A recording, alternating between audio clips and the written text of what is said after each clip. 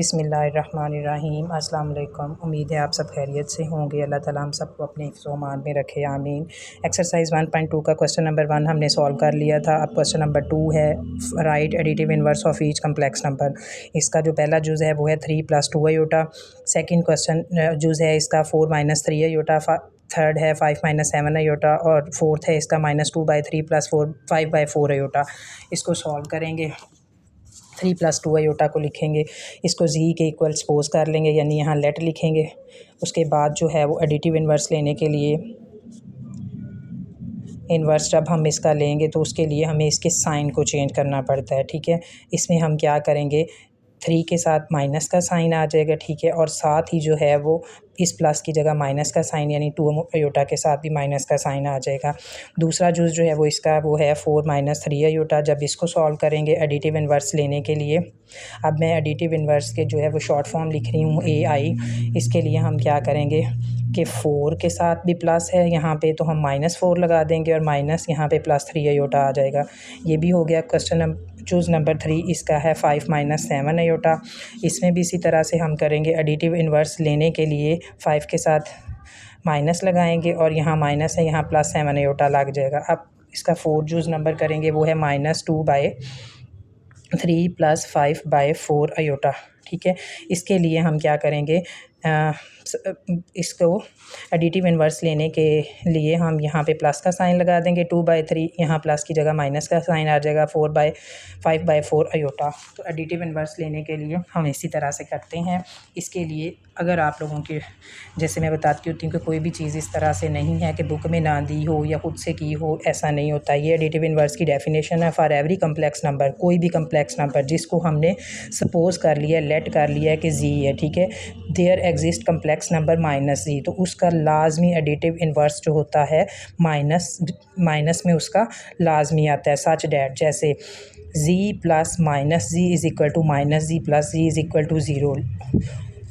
So -z is called an additive inverse of z, यानी जो value change करके आ रही है, साइन चेंज करने के बाद हमारे पास, उसको हम एडिटिव इन्वर्स कहते हैं।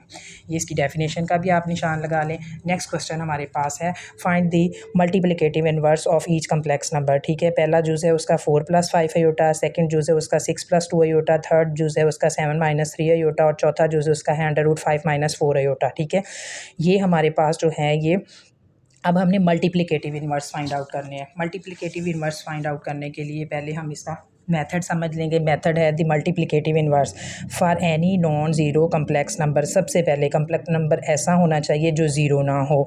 Of g there exist a complex number W, उसका ज़रूर कम्प्लेक्स नंबर होता है जो W होता है। Such that Z W = WZ = 1, यानी इसका मतलब ये है कि उसका जो भी हमारे पास आ रहा है उसका हम मल्टीप्लिकेटिव यानी इन्वर्स लेंगे। इन्वर्स = होता है Z - 1, और ये Z - 1 होता है। ठीक है, Z - 1 वैल्यू फ़र्ज़ करें अगर है 3 + 2 अयोटा, और इसका जब हम इन्वर्स लेंगे तो 1 + 3 + 2 अयोटा आ जाएगी। ठीक है, नेक्स्ट में इसमें ये जो वैल्यू हमारे पास यहाँ पे मैंने आपको Z इन्वर्स लेके दिया है, इन्होंने W कंसीडर किया हुआ है। W is called a multiplicative inverse of Z W and it is denoted by Z - 1। ये मैंने आपको इसको प्रूव करके भी बता दिया। अब हम जितने भी क्वेश्चन करेंगे वो मल्टीप्लिकेटिव इन्वर्स के साथ करेंगे। अब पहला क्वेश्चन जो है वो इसमें है, क्वेश्चन है 4 + 5 अयोटा। ठीक है, 4 + 5 अयोटा करने के लिए ये इसको सबसे पहले हम सपोज करेंगे Z के इक्वल रखेंगे 4 + 5 अयोटा। ठीक है, अब इसका Z इन्वर्स लेने के लिए हम इसको 1/4 + 5 अयोटा कर देंगे। अब इसको मल्टीप्लाई करेंगे। ये वाला जो डी नंबरेटर है हमारे पास, इसमें से दरमियान वाला साइन, यानी जो साइन प्लस का है, इसको चेंज करके ऊपर हम माइनस करके इसको ऊपर भी मल्टीप्लाई कर देंगे और नीचे भी मल्टीप्लाई कर देंगे। जब इसको इसके साथ मल्टीप्लाई करेंगे तो ये 4 - 5 अयोटा आ जाएगा। और नीचे वाली वैल्यूज़ में 4 + 5 अयोटा और 4 - 5 अयोटा जो है, यानी A + B, A - B = किसके हो जाता है, A² - B² के। ठीक है, अब इसके बाद 4 - 5 अयोटा डिवाइडेड बाय 4 4 = 16 - 5 5 = 25 आ जाएगा, और अयोटा स्क्वायर।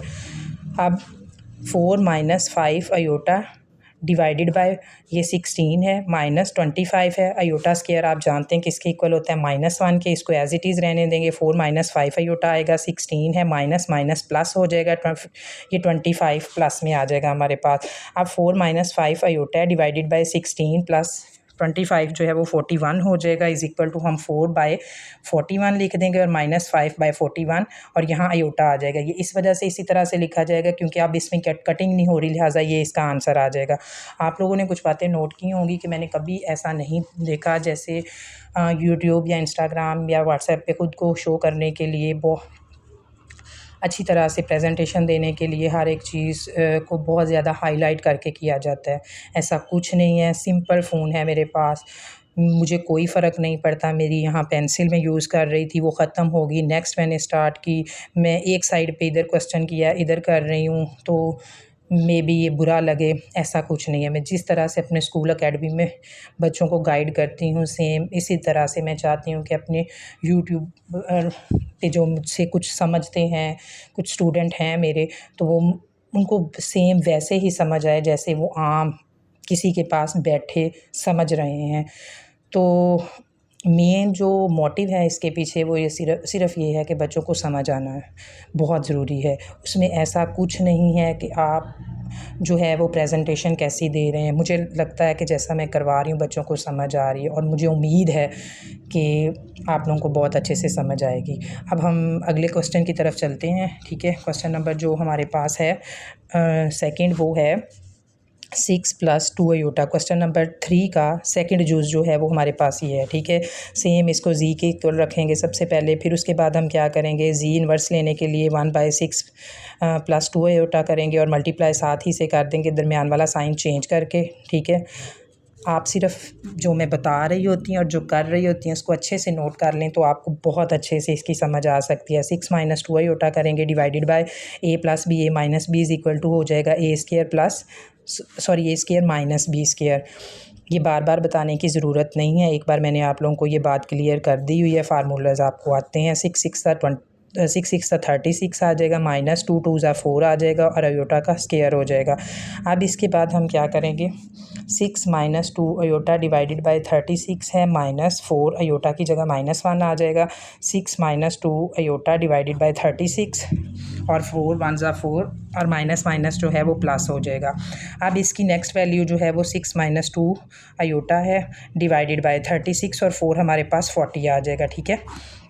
इसके बाद हम 6/40 कर देंगे और -2 आयोटा बाय 40 कर देंगे, ठीक है। इसके बाद इसकी कटिंग कर लेंगे, तो 2 3 ज़ा 6, 2 2 ज़ा 4 0, 2 1 ज़ा 2, 2 2 ज़ा 4 और 0 हमारे पास आंसर आ जाएगा 3/20 -1, यानी सिर्फ आयोटा आ जाएगा डिवाइडेड बाय 20। ये इसका आंसर है हमारे पास। अब क्वेश्चन नंबर 3 का हम जूस नंबर जो 3 है वो सॉल्व करेंगे। जूस नंबर 3 जो है वो भी सेम, पहले मैं एक क्वेश्चन करवा के बाज़ दफ़ा कह देती थी आप खुद सॉल्व करें, लेकिन कुछ स्टूडेंट ऐसे भी होते हैं जिन्हें बहुत छोटे छोटे पॉइंट्स जो हैं वो बार बार करवाने से अच्छी तरह से हो जाते हैं। इस वजह से इस बार मैंने ये डिसाइड किया है कि सारे ही क्वेश्चन करवाया करूँगी, ठीक है। अब है 7 - 3 आयोटा है हमारे पास।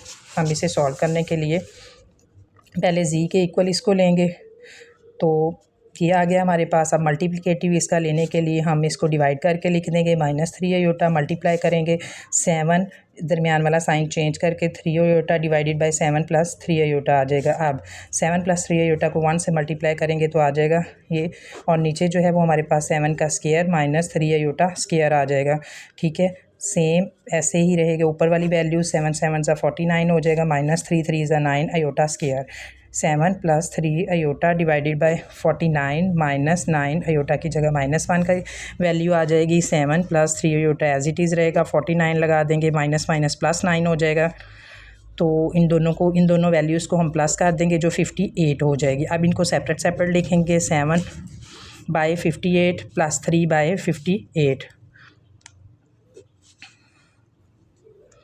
अब हम देखेंगे अगर इसमें कटिंग हो रही है तो कर लेंगे, अगर कटिंग नहीं हो रही तो हम इसे सॉल्व नहीं करेंगे, ठीक है। नेक्स्ट क्वेश्चन जो है वो हमारा है